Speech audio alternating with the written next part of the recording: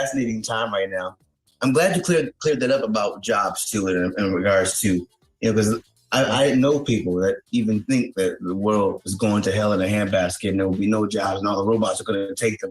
I was like, it's not really. I don't disagree that it's still kind of going to hell in the handbasket, but I don't think the robots have anything to do with it. Yeah, well, it's separate issues, folks. Totally. That's a different show altogether. So, but I saw a stat recently, something like all the kids in kindergarten now, 2/3 of them will have jobs that don't exist right now. Yeah, I love that sort of fantasy. Well, I mean, it's those are the sorts of things that you want to be that analyst that wrote that, because just like how do you size a market predicated on things that don't yet exist? Yeah. But I mean, if you look back at sort of recent history, these are the cheesy examples everyone cites, but there weren't a lot of web developers in 1950. Right? There are more web developers now. There were not a lot of autonomous vehicle engineers in 1970, and now there are more of them. So industries evolve, and so there are new jobs that will exist and will continue to. Most of them will be predicated on data and analytics, and doing things that are created by the augmentation provided by these algorithms and software that's just proliferating in everything we do.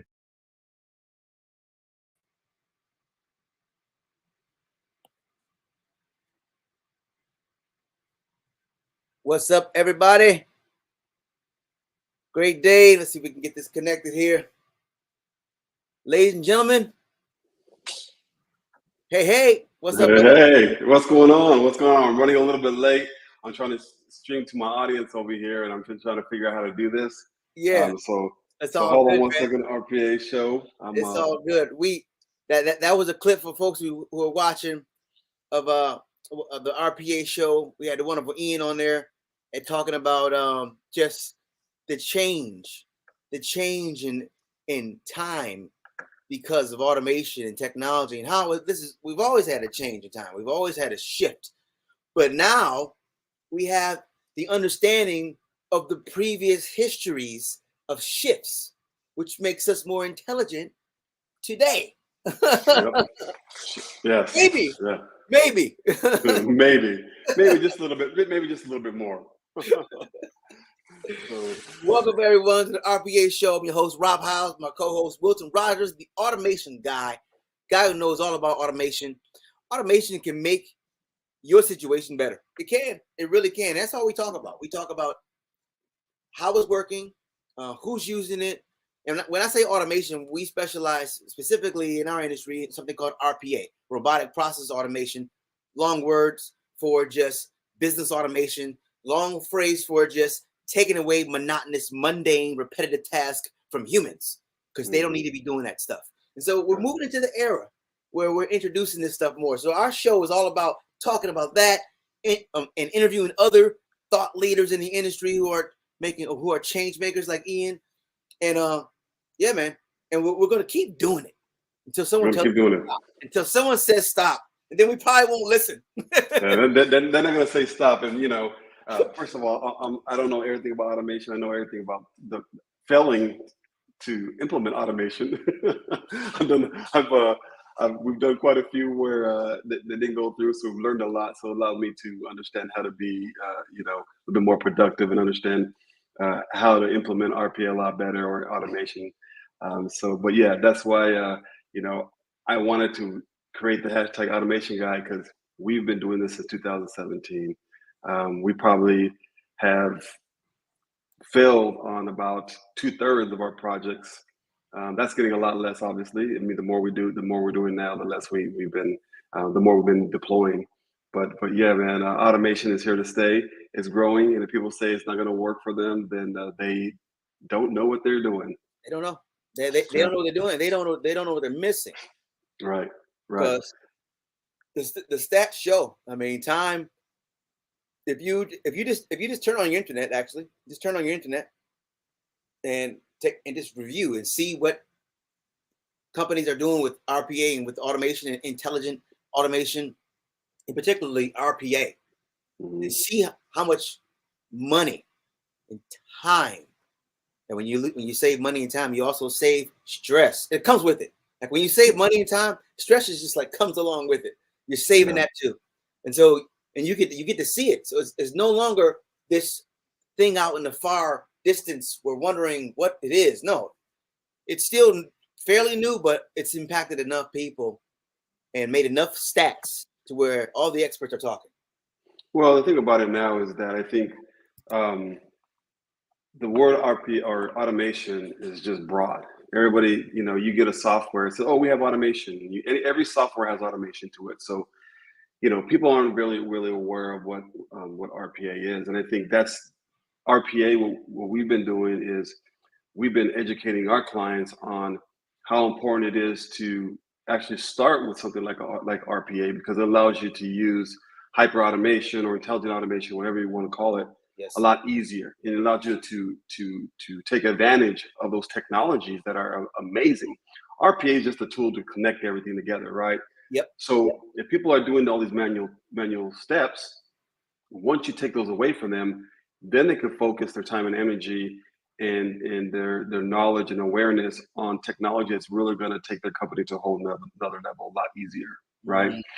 So it's really important for people to understand that RPA is a tool, right, to be able to service our clients so they can focus on the big picture, big time technology that they need to do. So big, man.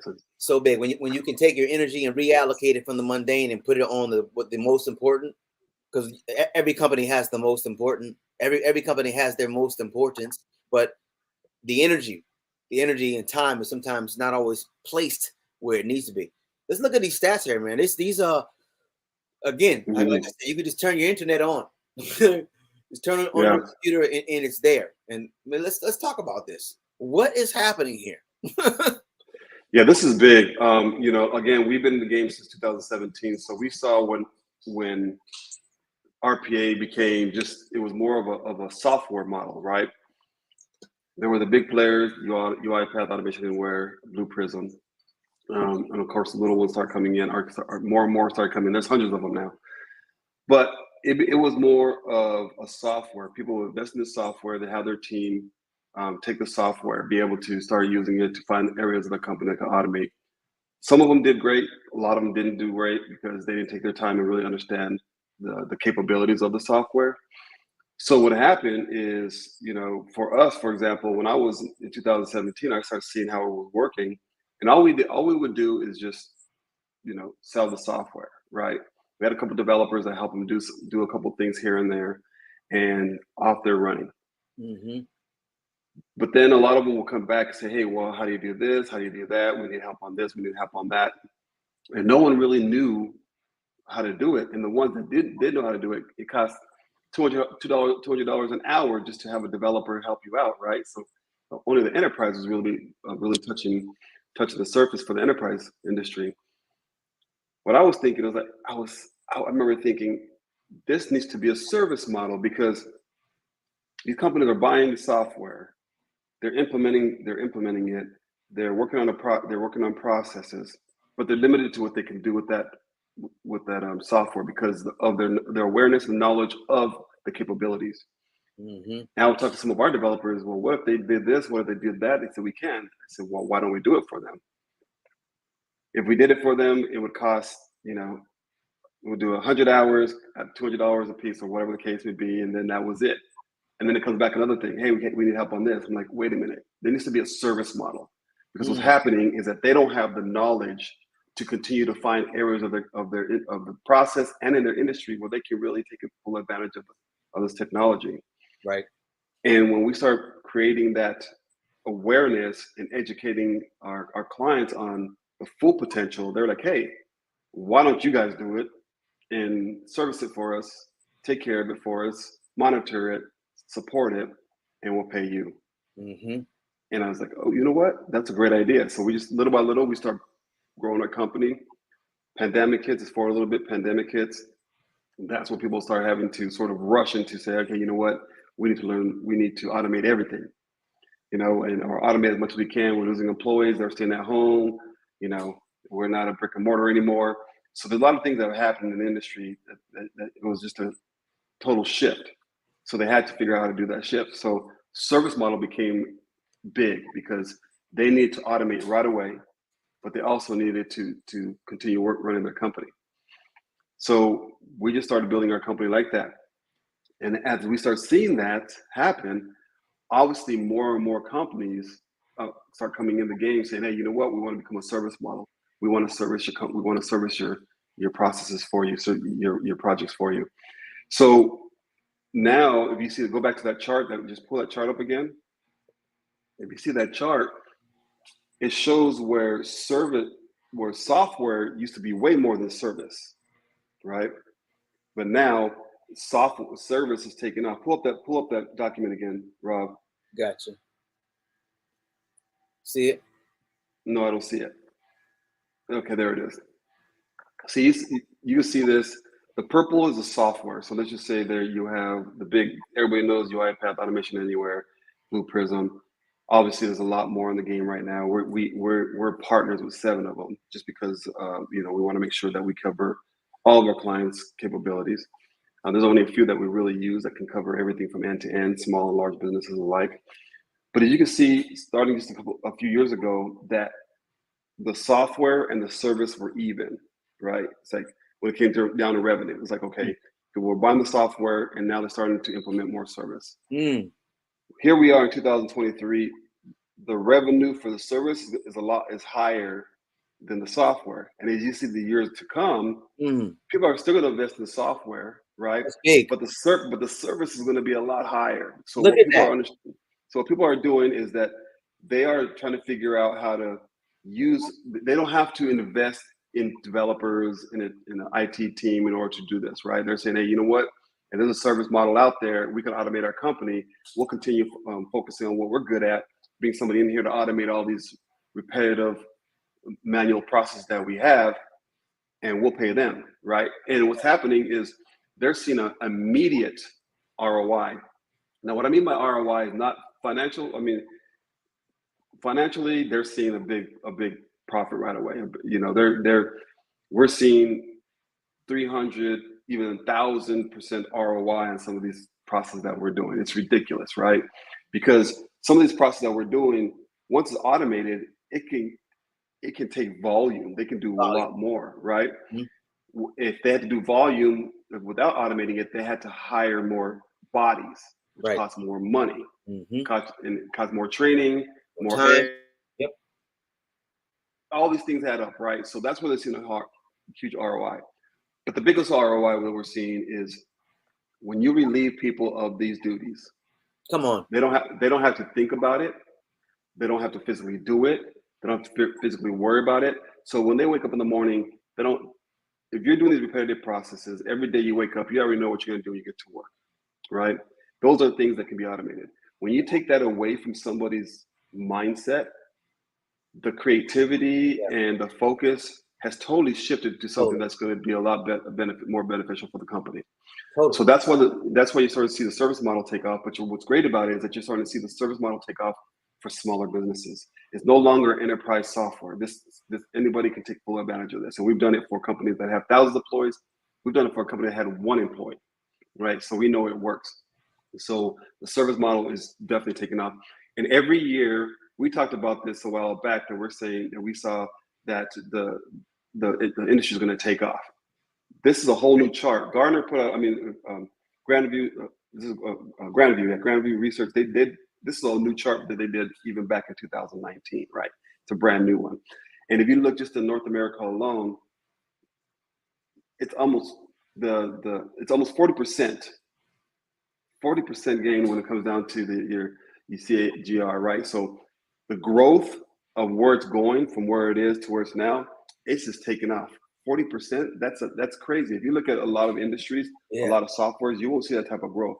And the reason why you're starting to see it is because RPA is starting to be implemented a lot easier, and it's very sticky. What I mean by sticky is that once you have it, you're not taking it out, because if you unplug it, it's like firing your employees. What are you going to do? You got to hire someone else to retrain them and do everything else from the beginning, right? So it's just a constant constant circle just going around, and it's very sticky. So it's a great model to have.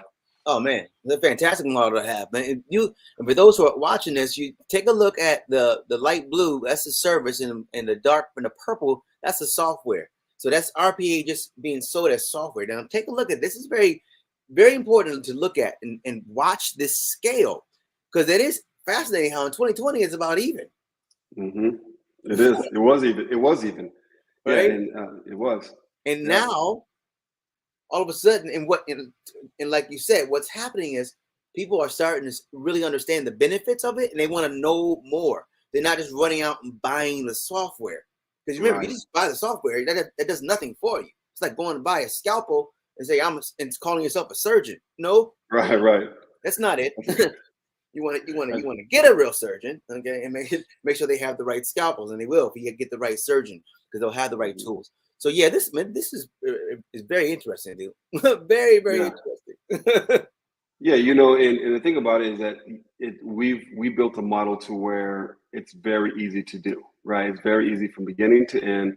There's no reason for you not to be able to take full advantage of this, because we've created a model where the minute you have that conversation all the way to deployment is very easy. And during that deployment, you'll see how easy it is to learn what it's all about, and also be able to identify other areas of your business that you can use this. Because if you, instead of going into the internet and looking at what RPA is, or what automation is, or what intelligent automation is, it'll just you have to throw everything against the wall and see what sticks, because you're going to lose some, you're gonna miss some.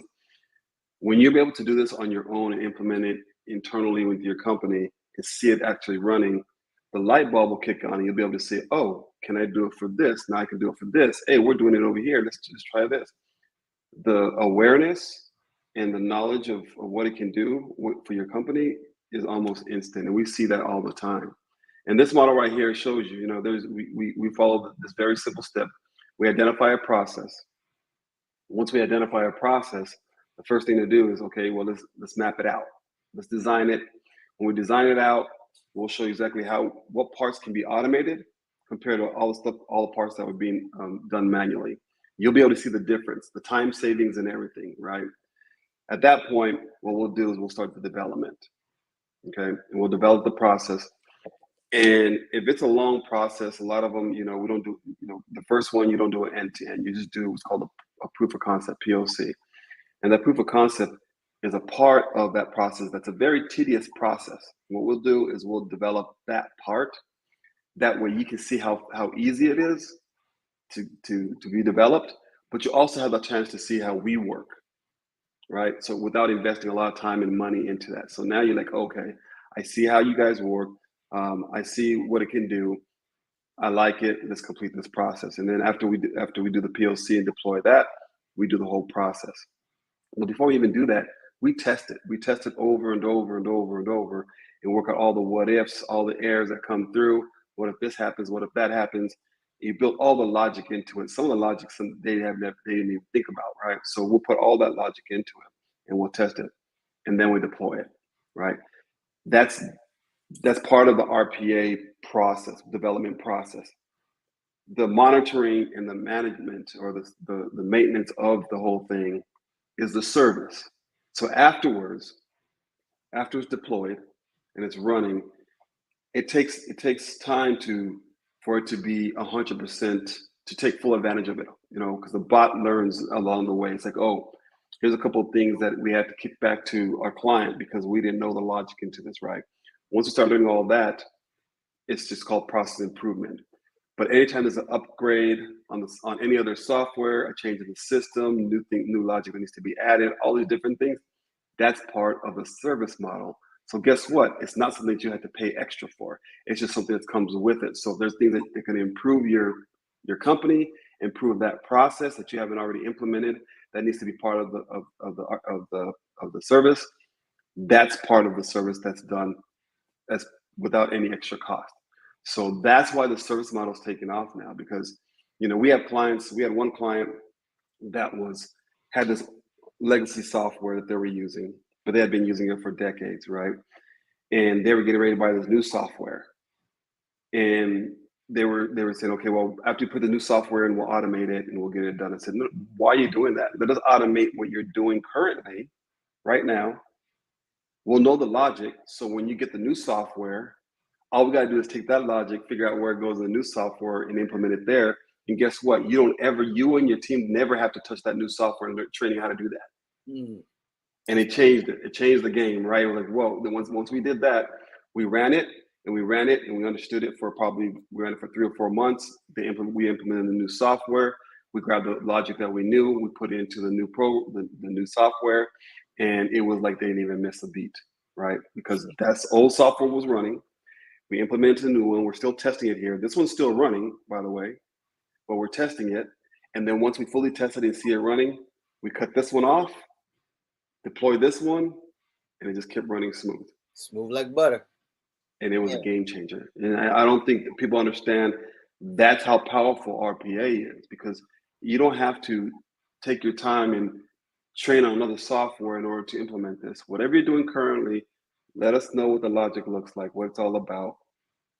When you're ready to implement new software, we'll figure out where that new logic goes into the software. We'll build it out for you. We'll test it out and we'll deploy it and we'll continue servicing it. So that's all it takes. That's all it takes.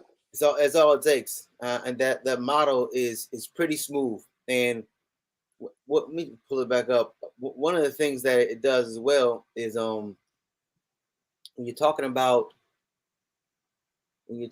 testing, when you say testing, a lot of times people waste a lot of time. They waste a lot of time. And so when it's done correctly, when this process is done correctly, not only will you have efficiency, but again, you'll have that time savings.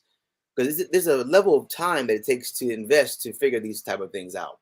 Whether it's new software, implementing your old data into new software, or whether it's automating the new software, whatever it is, it takes some time. It takes individuals, it takes energy. And so what we have is a real unique and smooth system.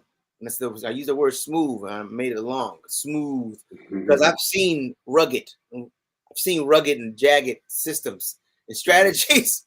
I've seen a process that literally it took 6 months for one company to do it wrong and have about 60% accuracy, and for us to come in and do it in less than 2 weeks.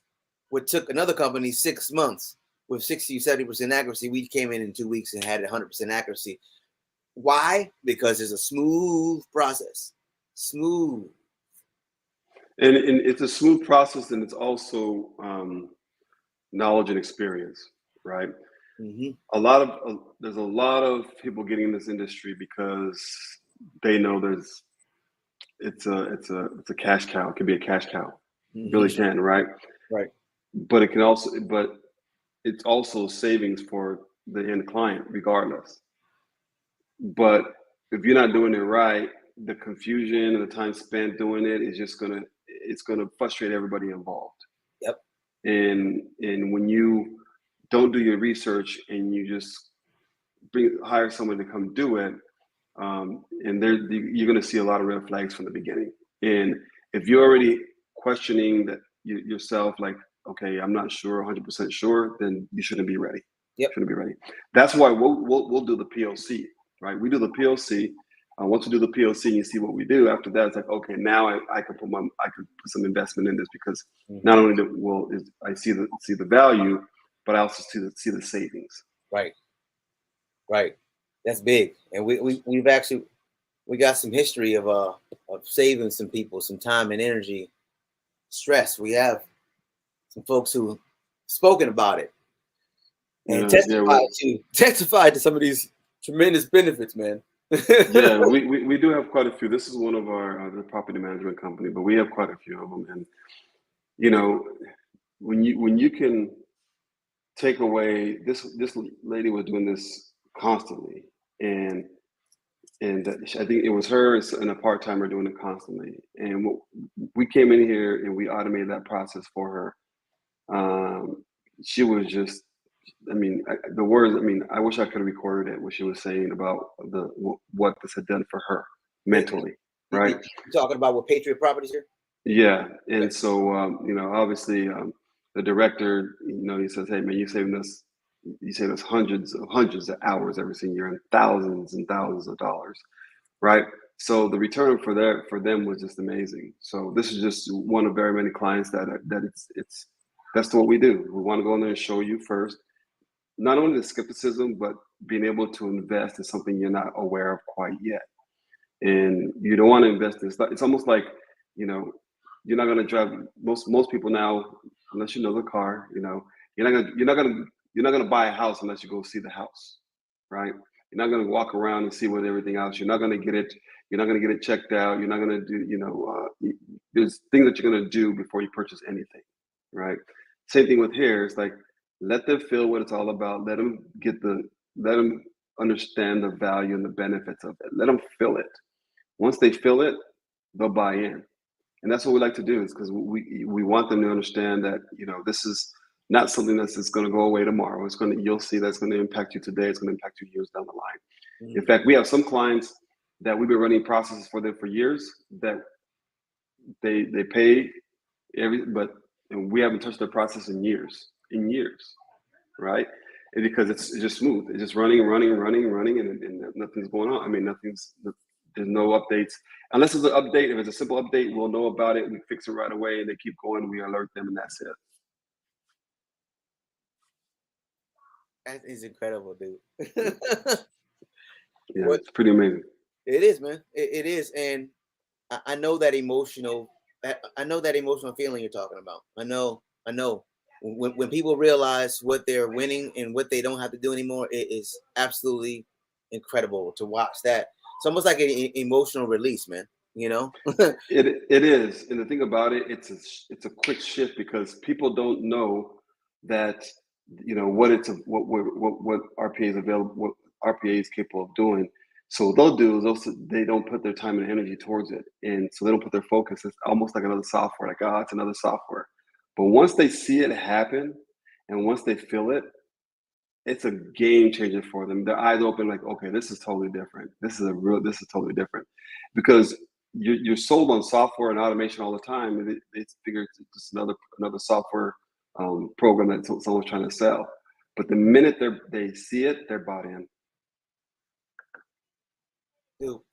So if you're watching this, the goal is we educate so you can automate. We use this word edutainment, which is education and entertainment combined. We try to make sure we provide enough information, data, and stats. Also, some relevant information, maybe some personal information, some real live scenarios that took place.